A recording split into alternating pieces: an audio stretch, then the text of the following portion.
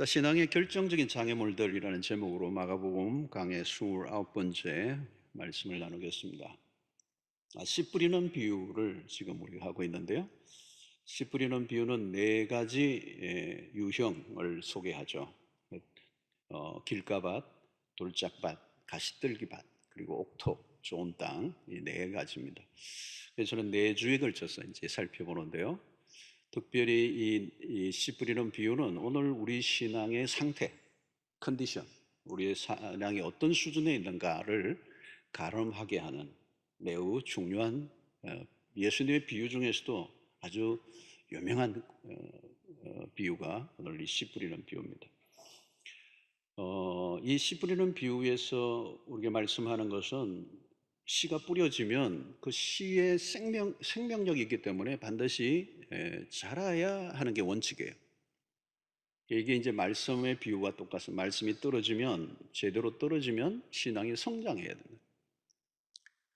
그래서 우리에게 이 비유를 들으면서 질문을 해야 돼요. 내가 지금 성장을 하고 있는가?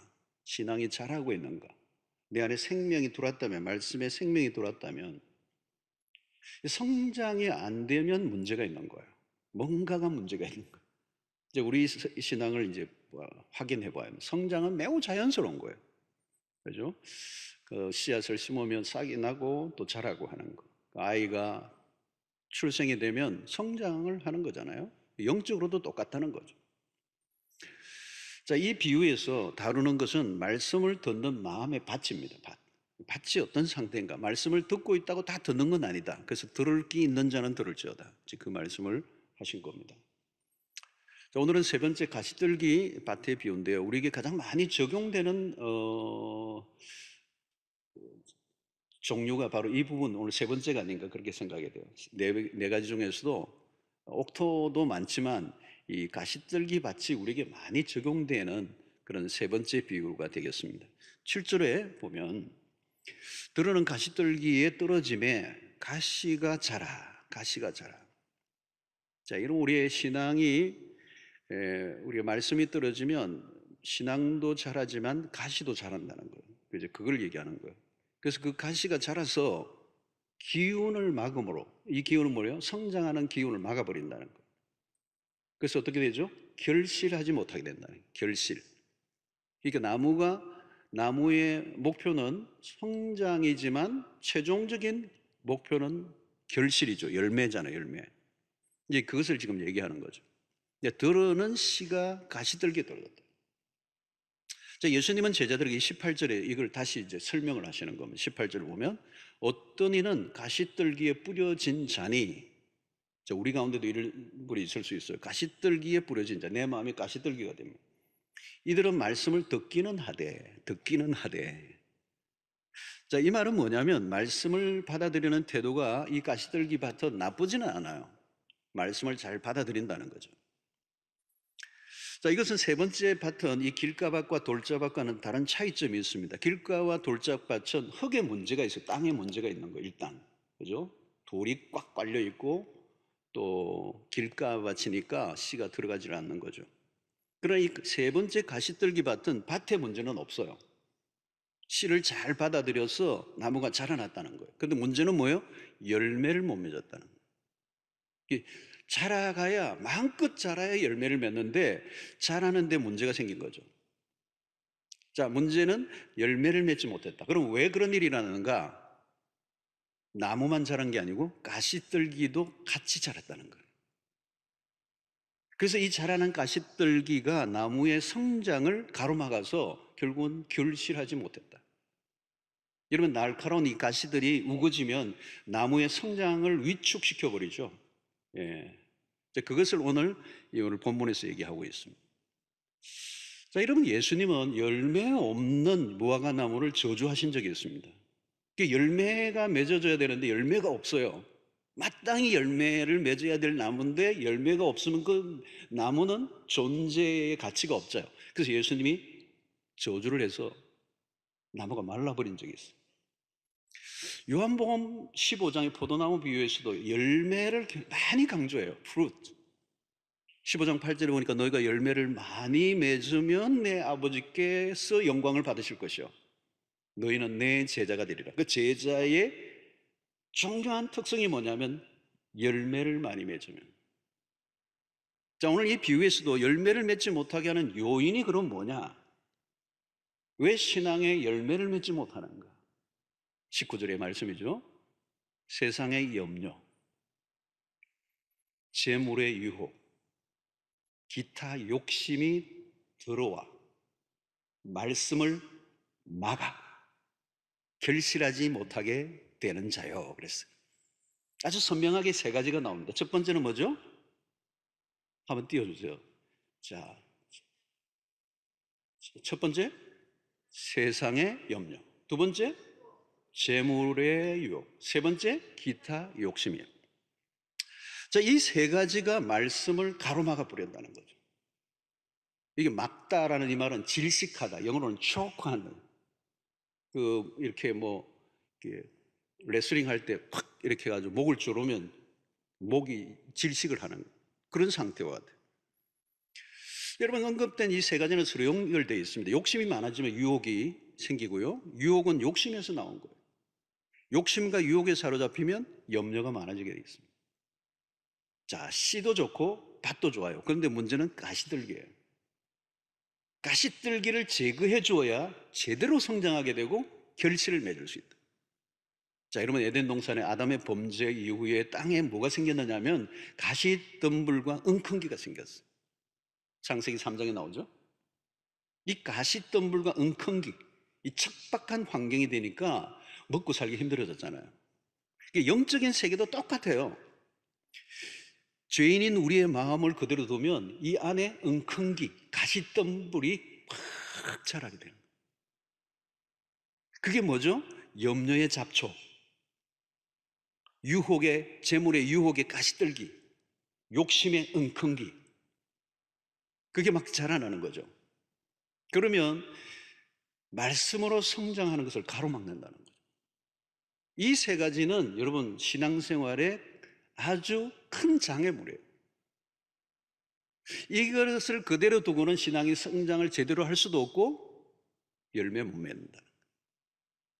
그 어떻게 해야 되죠, 여러분? 이 가시떨기를 계속 제거해 줘야 된다. 자, 첫 번째 우리가 제거해야 될 가시떨기는 뭐죠? 세상의 염려라는 겁니다. 여러분, 신앙이 제대로 성장하려고 하면요, 염려를 제거해야 됩니다. 염려를 그대로 두고 신앙이 자랄 수 있는가? 못 자라요. 여러분, 염려를 반드시 제거해야 말씀이 내 안에서 왕성하게 역사를 해요. 여러분, 말씀을 듣고 성장을 하지만 성장을 해요. 그런데 염려도 같이 딱 그 안에서 섞여 있으면 어때요? 어느 지점에서 딱 도달하면 한계를 맞게 된다는 거예요. 여러분, 염려는 잡초와 같아요. 우리의 마음을 점령해버립니다. 우리는 아파트 문화이기 때문에 이 잡초를 요즘 잘 못 봐요. 좀 다 아스팔트도 하고 이렇게 콘크리트를 다니고 이러니까 잘 모르는데, 제가 호주에서 이제 단독주택에 사니까 앞뒤로 다 이 잔디밭이 있거든요. 야, 잡초 이거 정말 어디서 그렇게 생기는지. 내가 안 뿌렸는데 나는 건 다 잡초예요. 그리고 빨리 자라요. 번식력이 크고요. 조금만 신경 안 쓰면 잡초가 얼마나 빨리 번지는지 몰라요. 자, 여러분, 이게 오늘 우리의 신앙과 똑같아요. 염려가 그런 거라는 거죠. 여러분, 염려하면 어떤 일이 일어나죠? 말씀이 깊이 안 들어와요. 지금도 여러분들 염려가 많은 분은요, 앉아 있는데 말씀이 깊이 안 들어오고요, 어느 정도 들어가고 나오는 거예요. 누구나 염려할 수 있습니다. 염려를 할 수 있어요. 그죠? 염려 없는 사람이 어디 있겠습니까? 근데 문제는 염려를 계속하는 겁니다. 그것은 계속하고 있다면 신앙에 문제가 있다는 거예요. 유명한 여러분 기도의 사람 조지 몰러가 그런 유명한 얘기를 했습니다. 염려의 시작은 신앙의 끝이다. 그러나 신앙의 시작은 염려의 끝이다. 염려는 겉으로는 잘 보이지 않지만 신앙의 성장을 가로막는 주범입니다.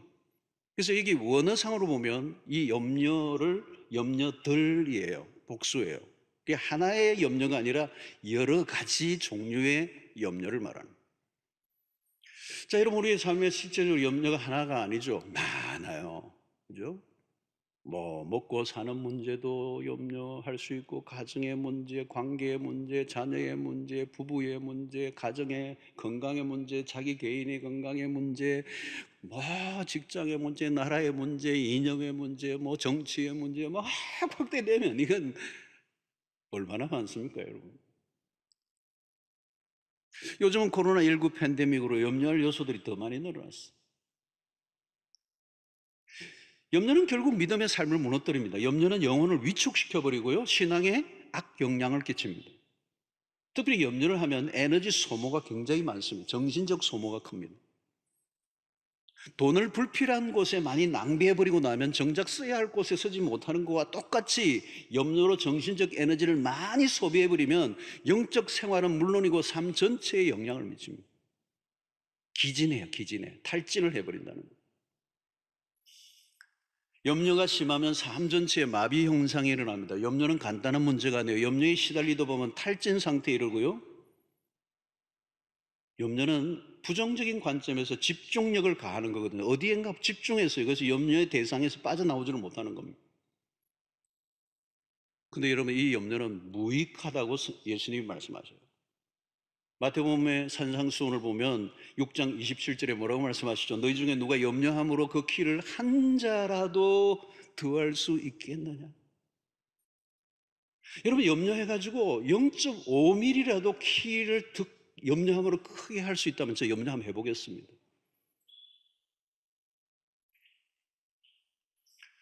염려는 무엇입니까? 원어적으로 보면 이 염려라는 단어, 헬라의 원문으로 보면 마음이 나누이다예요. 스피릿 되는 거, 나누어지는 거예요. 다르게 보면 더블 마인드, 더블 포커싱을 말하는, 주의력이 산만해지는 거, 두 마음을 품는 것을 염려라고 그럽니다. 두 마음을 품으면 어떻게 되죠, 여러분? 갈등이 되죠. 갈등이 많아지죠. 이 갈등을 계속하면 어때요? 불편하잖아요. 불안하고. 그럼 결국은 피곤해지는 거죠. 여러분, 젊은 자매에게 어느 날 멋진 남자가 나타났는데 문제는 두 사람이 나타났어요. 다 같이 결혼하자고 프로포즈를 한다면 어떻게 해야 되죠? 두 사람이 모두가 마음에 든다고 이중프로에 하면 안 되죠. 어느 순간에는 결정을 해야 돼요. 근데 이중프로를 계속 누리면 어떻게 되죠? 결정하지 않고 오래돼서 모르시죠? 불행해지는 거예요. 여러분, 염려는 두 마음을 품고 사는 것과 똑같아요. 염려에 빠지는 순간 믿음의 길은 멀어집니다. 영적인 열기를 이 염려가 꺾어버려요. 염려로 가득한 상태에서 성경을 한번 열어보십시오. 성경이 눈에 들어오는지 읽으면 또 다시 앞으로 돌아가야 돼. 앞에 무슨 말 했노? 예배 시간에 말씀이 잘 안 들어와요. 여러분, 예를 들어 집 문제로 염려를 하고 있다면 머릿속에는 집에 관련된 것으로 꽉 차 있습니다. 언제 팔아야 되나, 누구에 팔아야 되나, 어떻게 팔아야 되나, 얼마나 팔아야 되나. 기도해도 집, 말씀 묵상해도 집, 뭐 여호와께서 집을 세우지 아니하시면 이러면 집이네, 여기도 나오네.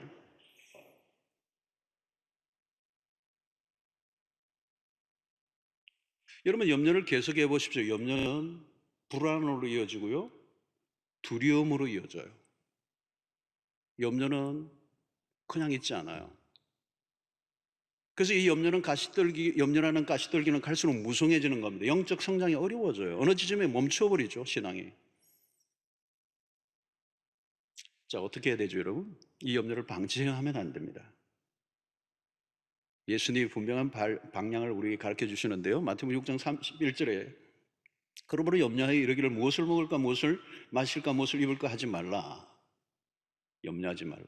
34절에 또 한 번 더 얘기하십니다. 그러므로 내일을 위하여 염려하지 말라. 내일이는 내일이 염려할 것이요 한 날이 괴로우면 그 날이 족하니라.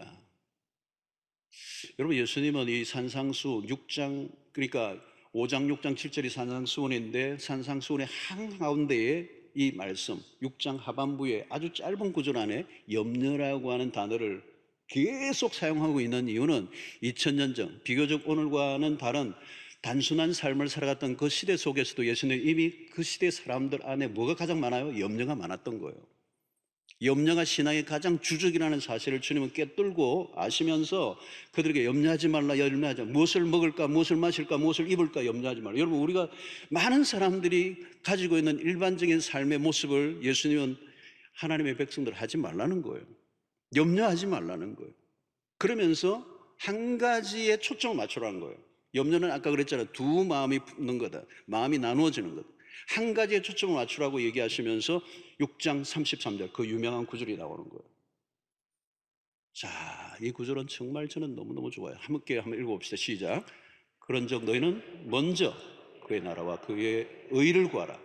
그리하면 이 모든 것을 너희에게 더하시리라. 아, 멋있는 말씀. 6장 33절. 무엇을 구하라는 것입니까? 마음이 나누어져 있는, 다양한 것을 쫓고 있는 그 마음이 나누어진 마음을 어디로 초점을 맞추라고요? 하나님의 나라에, 하나님의 킹덤 오브 갓. 우리의 생각과 우리의 관심과 우리의 모든 초점을 한 곳에 맞춰야 되는데 그게 뭐냐? 하나님의 나라라는 거죠. 우리가 추구할 최고의 가치는 하나님의 나라라는 거예요. 이 세상이 아니라는 거죠. 무엇을 하든지 우리의 내적인 동기는 언제나 하나님의 나라여야 된다. 여러분, 세상에 다른 것들이 다 필요하죠. 그러나 하나님의 나라에 우선할 수는 없다는 거예요. 먹는 것, 마시는 것, 입는 것도 중요하지만 그것은 수단이지 목적은 될 수가 없어요. 그 사람들은 그 수단을 목적으로 삼아서 삶을 모든 걸 그 쏟아붓는데 그런 인생은 염려가 끝이 없다는 거예요. 그것을 종식시키는 방식은 뭐냐? 우리의 관심을 오직 한 군데만 집중해야 되는 것이 바로 하나님의 나라의 초점을 맞추면, 여러분 여기 핵심은 뭘까요? 프라이오리티, 우선순위입니다. 최고의 우선순위에 초점을 맞추면 염려는 서서히 사라지기 시작합니다. 주님이 주신 말씀이에요. 우선순위를 놓치면, 여러분 이 우선순위를 놓쳐버리고 싱글 포커싱을 놓쳐버리면 온 세상의 염려가 때로 달라들게 돼 있어요. 하나님의 나라를 우선으로 살면 이 모든 것을 더하시리라. 구하지 않고 염려하지 않아도 이 모든 것을 더하시리라. 뭐요? 하나님의 나라와 의를 구하는 사람, 그것이 우선에 뒤에 있는 사람. 여러분, 주님의 가르침은 선명합니다. 우리의 삶이 복잡하고 혼란스러워져 가는 이유는 딱 하나예요. 우선순위를 놓쳤기 때문이다. 첫째 것과 두 번째 것을 바꾸는 것을 간단하게 생각해서는 안 됩니다. 하나님의 나라를 두 번째 순위에 올려놓으면 삶은 뒤죽박죽이 되어버린다. 너무도 중요한 말씀이죠. 그러니까 여러분, 염려가 많아진다면 하나님의 나라와 의를 구하는 삶으로 방향을 전환해야 돼요. 턴해야 돼요. 하나님의 나라에만 싱글 포커싱을 해보라는 거죠. 그러면 질서가 찾아오고 저절로 복잡한 삶들이 정리되는 은혜가 있는 것입니다. 놀랍게도 염려는 점점 사라지고 재물의 유혹도 힘을 잃어버려요. 먼저 그의 나라와 그의 의를 구하라고 하신 이 말씀은 얼마나 놀라운 말씀인지 몰라요. 염려하지 않으려고 애를 쓴다고 염려가 사라지지 않습니다. 여러분, 스스로 한번 질문해 보십시오. 내 안에 하나님의 나라의 비전이 점점 커져가고 있는가? 아니면 세상에 대한 염려들이 점점 커져가고 있는가? 내면에 하나님의 나라가 점점 커져가고 있다면 틀림없이 이전처럼 살지는 않아요. 이전처럼 염려에 그렇게 휩싸이지는 않을 거예요. 여러분, 하나님의 나라와 세상을 동시에 다 가질 수는 없습니다. 모든 것을 쫓으면 결론은 뼈나요. 모든 걸, 두 가지를 다 놓치는 거예요. 얻을 수가 없습니다.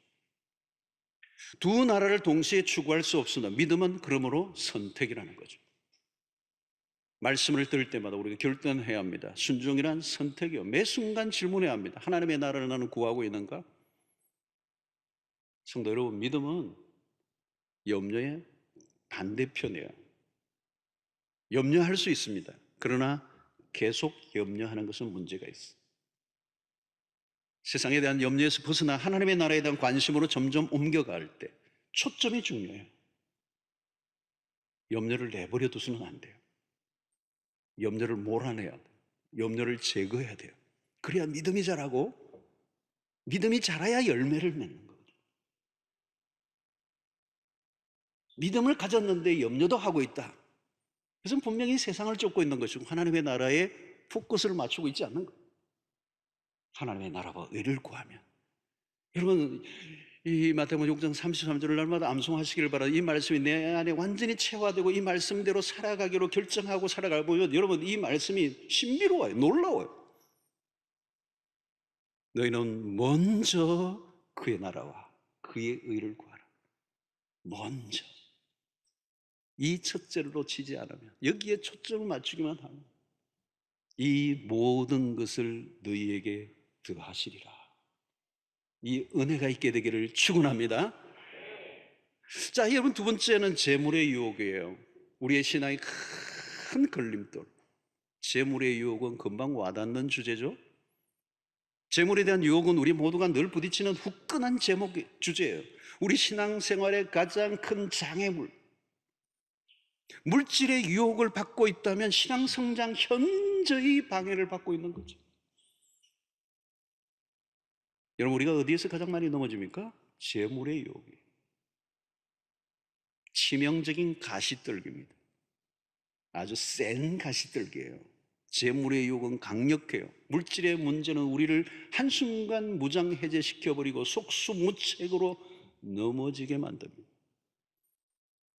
자, 디모데전서 6장 10절에 돈을 사랑함이 일만 악의 뿌리가 되나니 이것을 탐내는 자들은 미혹을 받아 줄 꺼야 될 때가 많아요. 믿음에서 떠나 많은 근심으로써 자기를 찔렀도다. 여러분, 여기서 돈을 사랑함이 일만하게 뿌리가 된다. 이 사랑함이라고 할 때 이 사랑이라는 단어는 스트롱 워드예요. 아주 강한 단어예요. 사랑이라는 단어는 아주 스트롱한 단어예요. 이 사랑의 대상이 돈이 될 때 어마무시한 일이 일어날 수 있어요. 여기 일만 악의 뿌리가 된다라고 할 때 일만 악이라는 것은 모든 악의 원인이 된다는 뜻이에요. 그러니까 여러분, 우리의 삶의 모든 문제 안에는 이 돈을 사랑함으로부터 일어납니다. 여러분, 우리가 돈을 사랑하는 순간 우리의 영혼은 재물에 팔려가는 거예요. 팔려는 거예요. 돈의 미혹을 받아 얼마나 많은 사람들이 믿음의 길에서 떠나. 성경은 정확하게 얘기를 해요. 뭐 이런 얘기 저런 얘기 다 하지만 결국은 왜 떠났어요? 믿음의 길을? 돈을 사랑함. 여기 또 근심이라는 단어가 나왔어요. 많은 근심으로서 이랬어요. 근심이라는 단어가 돈을 사랑하면 근심으로 자기를 찔렀도다. 여러분, 여기에서 가시떨기에 찔리는 것을 연상하게 하죠. 여러분, 재물의 유혹에 빠지면 신앙생활 불가능해요. 돈을 사랑하는 것과 신앙은 양립 불가능. 신앙이란 하늘을 향하는 것이고요, 돈을 사랑하는 일은 밑바닥을 향하는 것입니다. 돈은 우리를 자주 위험한 상황으로 내모입니다. 예수님은 마태복음 6장 24절에 한 사람이 두 주인을 섬기지 못할 것이니 혹 이를 미워하고 저를 사랑하거나 혹 이를 중히 여기고 저를 경히 여김이라.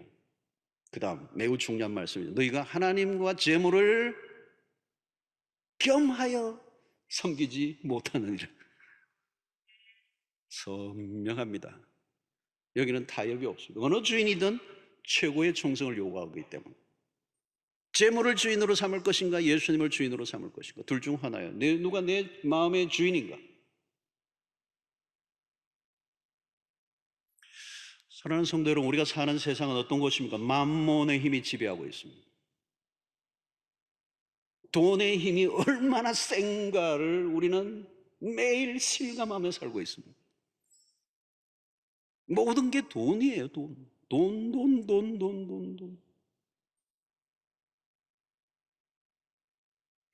왜 그러죠? 돈을 가지기만 하면 내가 원하는 것을 할 수 있기 때문에. 내가 모든 것을 원하는 대로 할 수 있다는 그 상태는 어떤 상태죠? 하나님이 필요 없는 상태. 다르게 표현하면 내가 하나님이 된 상태죠. 현실의 세계에서는 돈이 전능해 보입니다. 돈이면 다 할 수 있는 것처럼 보여요. 하나님 필요 없어요. 이 물질의 유혹은 매력적이고 매혹적이고 치명적이에요.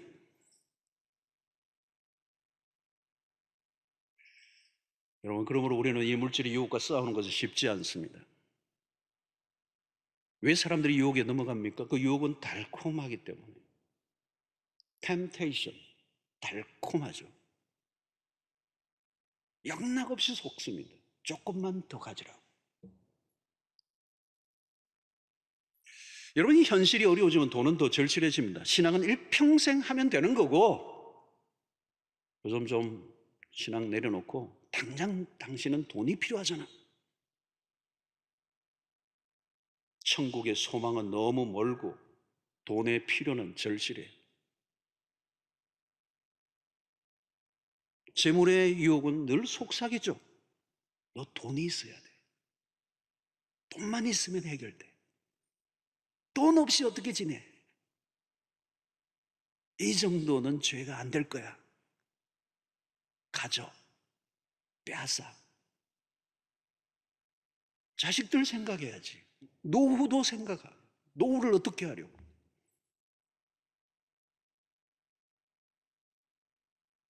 교회도 돈이 있어야 돼.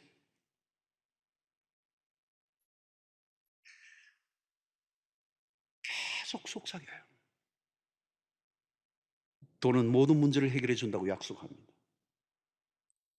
재물의 유혹은 빠른 만족을 약속합니다. 사람들이 쉽게 무너지는 이유는 재물의 유혹은 코앞에서 어른거리고 있는 실제이기 때문에 그렇습니다. 그에 비해 성경의 약속은 너무 아득해요. 아득해요. 돈은 여러분, 지금 당장 천국을 만들어 주겠다고 말합니다. 미래의 천국보다 당장에 999당이 낫지 않아? 더 늦기 전에, 기회가 왔을 때, 더 넓기 전에.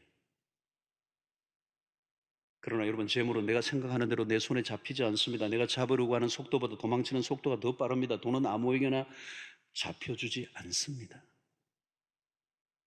어떤 분은 목사님, 이번에 큰 프로젝트가 이제 진행되고 있습니다. 기도해 주십시오.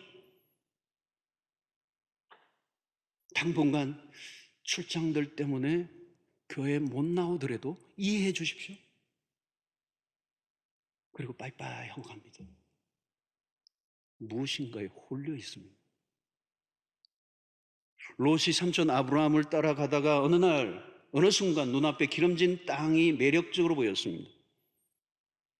가나안의 약속은 멀어 보였고 눈앞에 목초지는 기름졌어요. 기름진 눈앞에 재물에 욕심을 가지다가 마침내 소돔과 고모라 땅까지 들어가고 말았습니다. 사랑하는 성도 여러분, 재물의 유혹에 한번 사로잡히면요 정신을 잃어버려요. 하나님의 말씀이 들어갈 공간이 없어요. 말씀을 듣고 이해하지만 순종의 단계까지 나아가지 못합니다. 그래서 어느 수준에 멈추어 10년, 20년, 30년 제자리금을 걷는 이유는 돈이 주는 위력에 꼼짝 못하는 거죠. 그 돈이 주는 위력에 눌려버리면 하나님의 말씀으로 살아가는 기쁨이 무엇인지를 전혀 알지 못해요. 이 신앙이 성장할 수 없는 것입니다. 어떻게 해야 되죠, 여러분? 재물의 유혹은 현실적인 문제에 매여 멀리 보지 못하게 하는 당면한 현실적 문제들이 들이밀수록 우리는 믿음을 확인해야 돼요. 여러분, 믿음이란 무엇입니까? 현재 즐거움이나 만족을 유보하고 미래의 약속을 기다리는 것입니다. 믿음은 현재보다 미래에 초점을 맞춰요. 그래서 믿음이 필요한 거예요. 재물의 유혹이 앞에서 어른거릴 때 우리는 단순히 참는다고 되는 게 아니에요. 미래의 소망이 현실의 문제보다 더 확실하게 우리에게 다가와야 이길 수가 있습니다. 믿음이란 현재의 만족보다 미래의 소망에 더 우위에 두고 보이는 것보다 보이지 않는 것을 쫓는 것이 믿음입니다. 이 믿음이 여러분들에게 일어나게 되기를 축원합니다. 믿음은 눈을 열어줘요, 여러분. 다른 차원을 보게 하는 것입니다. 눈이 열려야 돼요. 눈이 열려야 돼. 지금 내 앞에서 어른거리는 그 물질보다 장래의 소망이 내 앞에 더 큰 그림으로 펼쳐져 있다. 그 약속을 믿고 그 약속 위에 굳게 서리라. 여러분, 우리는 3차원을 살아가고 있습니다. 3차원의 가로, 세로, 높이의 부피감을 가진 것을 우리는 3차원이라고 그러죠. 3차원의 존재는 2차원만 인식할 수가 있습니다. 1차원은 선이고 2차원은 종이와 같은 평면을 우리는 2차원이라고 얘기합니다. 사물을 인지하려고 하면 자신보다 낮은 차원은 이해할 수 있지만 자기와 동급이거나 위는 알 수가 없어요. 그러니까 3차원의 존재가, 우리가 3차원에 살아가는데 3차원의 존재가 3차원을 다 온전히 이해할 수 없어요. 오늘 우리 세상의 모든 눈에 보이는 것도 우리가 다 이해하지 못해요. 하물며 하나님의 나라의 4차원을 어떻게 볼 수가 있겠습니까? 3차원의 존재가 4차원을 본다는 건 불가능한 일입니다. 그런데 4차원을 볼 수 있게 하는 게 뭐예요? 믿음이라는 겁니다. 눈앞의 재물에 유혹에 무릎을 꿇지 않으려고 하면 믿음의 눈이 열리면 되는 거예요. 신앙의 힘이란 멀리 보는 눈입니다. 그래서 이 목회자가 설교를 통하여 끊임없이 하고자 하는 일이 뭐냐? 성도들로 하여금 멀리 보게 하는 거예요. 지금은 죽는 것 같고, 지금은 망하는 것 같고, 지금은 손해보는 것 같고, 지금은 다 빼앗기는 것 같고, 나는 세상에 밀리는 인생 같아 보이는데, 그러나 그게 아닙니다. 더 멀리 보십시오. 장차 점점 다가오는 완성된 그 하나님의 나라를 보십시오. 여러분, 영의 세계가 열려야 합니다. 그래야 돈의 유혹을 이길 수가 있고 다른 차원의 삶을 살아갈 수가 있습니다. 미래의 약속을 붙들어야 되는 거죠. 현실이 아무리 힘들어도 인내하게 만드는 힘은 믿음의 눈이 열려야 가능하고, 믿음의 눈이 열려야 물질의 유혹에 빠지지 않는다.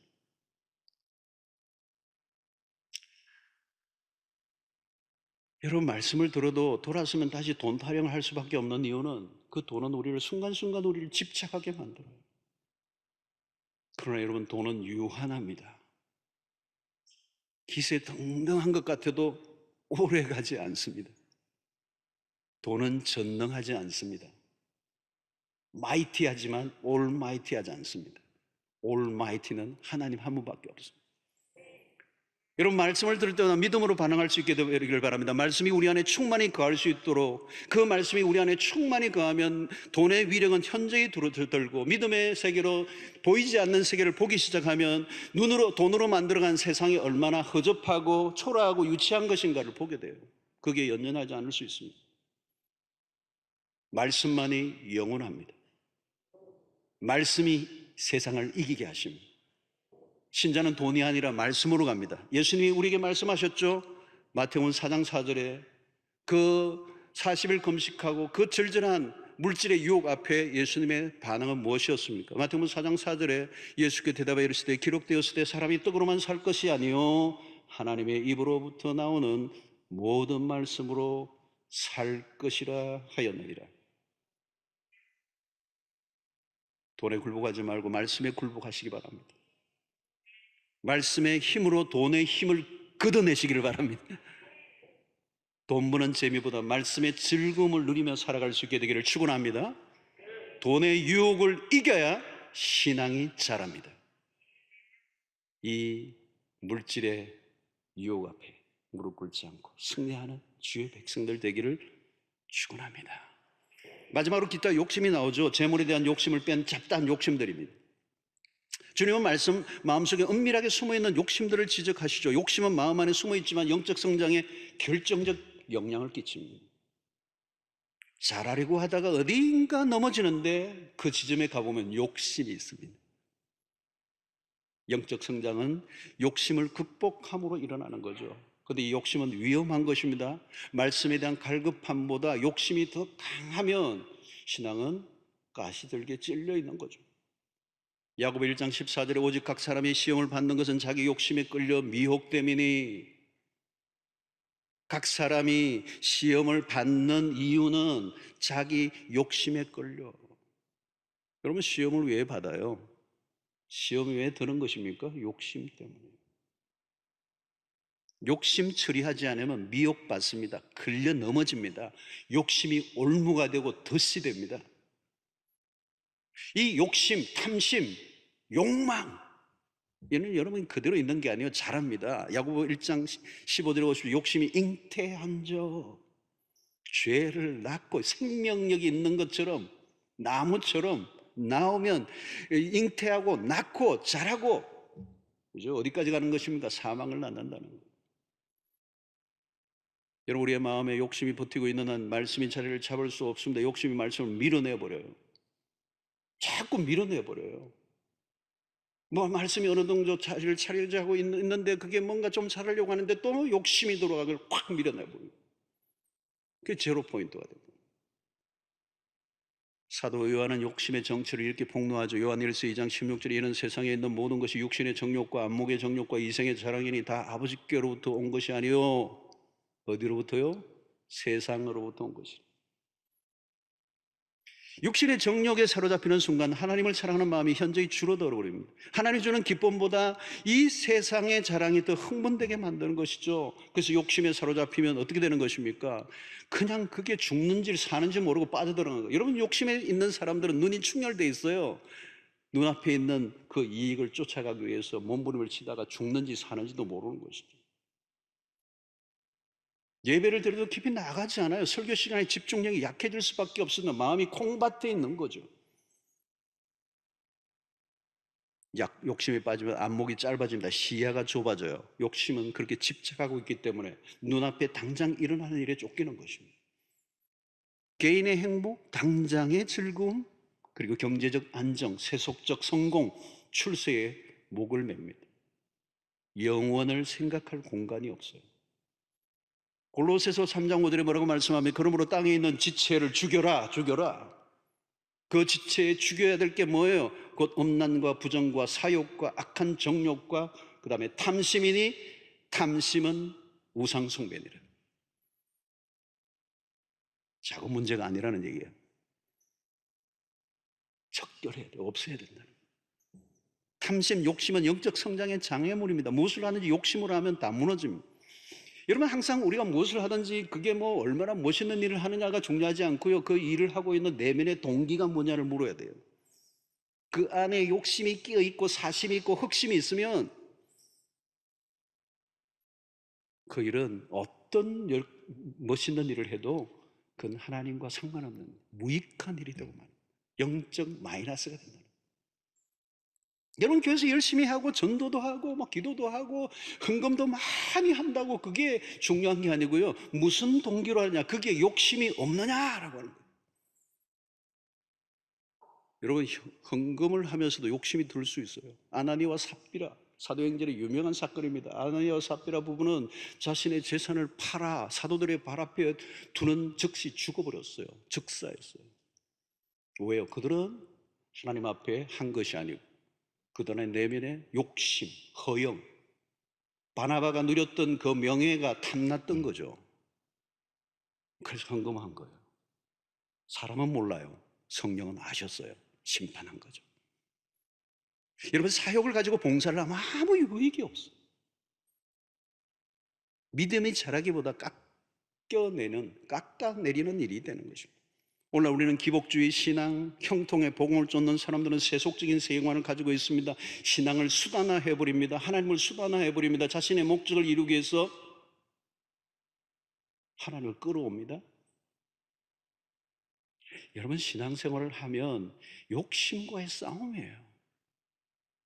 이기적인 것과 싸우는 것입니다. 끊임없이 믿음의 길을 들어가는 사람들은 손해보고 억울해도 내가 당하고, 여러분, 점점 이타적인 삶을 살아가는 것이죠. 십자가의 길입니다. 십자가의 길에 욕심이 들어갈 자리가 없어요. 갈수록 이타적인 사람, 내가 살기 위해서 다른 사람을 죽이는 게 아니라 다른 사람을 살리기 위해서 내가 죽는 길을 선택하는 것, 정과 욕심을 십자가에 못 박아 죽이는 이 경험,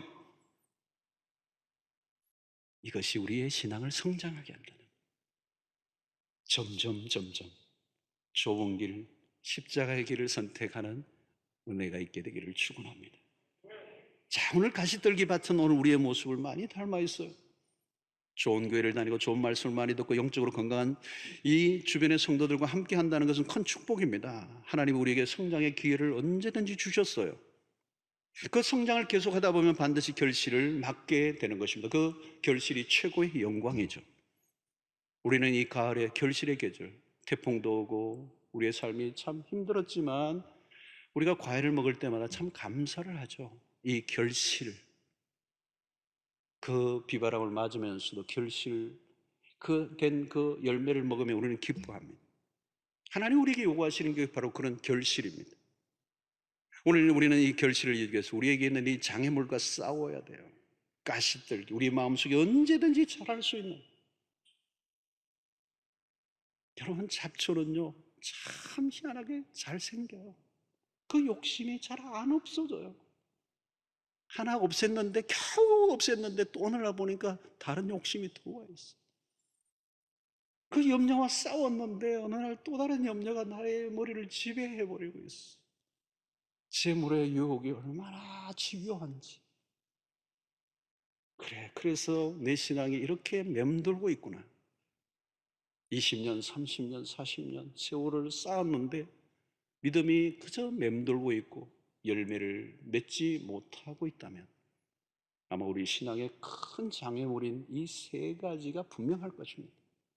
사랑하는 성도 여러분, 매일매일 우리는 유혹 속에 살고 매일매일 욕심과 싸우고 그 염려가 일상이 된 우리의 삶에서 숨겨진 이 마음밭의 가시떨기를 매 순간 제거함으로 하나님의 말씀이 우리 안에서 왕성하게 일어나 하나님이 기뻐하시는 큰 거목들로 아름다운 열매를 시절을 쫓아 맺어가는 주의 백성들 되시기를 축원합니다. 그래서 말씀을 들을 때마다 내 안을 비추어 보셔야 돼요. 아, 내 안에 아직도 이 욕심이 있구나. 아, 아직도 내 안에는 재물의 유혹이 있구나. 이렇게 내 안에 염려가 있구나. 오늘 이 말씀이 여러분들에게 답이 되기를 바라고, 염려가 보이고 유혹이 일어나고 욕심이 내 안에 자리 잡고 있을 때마다 하나님의 은혜로 주의 도우심으로 성령의 역사하심으로 그것을 초기에 진압해버리고 초기에 뽑아버리고 내가 가시떨기 마음이라면 이제 이번 한 주간 말씀과 기도로 기경을 하셔서 말끔하게 가시떨기를 걷어내면 놀라운 일이 여러분들 가운데 일어나게 될 줄로 믿습니다. 왜냐하면 씨가, 우리에게 주어진 말씀의 씨가 능력이 있기 때문에, 이 말씀의 씨가 놀라운 역사를 일으키기 때문에, 이 말씀의 씨를 통하여 우리의 삶을 완전히 바꿔놓을 수 있는 파워가 있기 때문에 이 말씀의 은혜 속에 풍성히 열매 맺는 주의 백성들 되기를 주의 이름으로 축원합니다.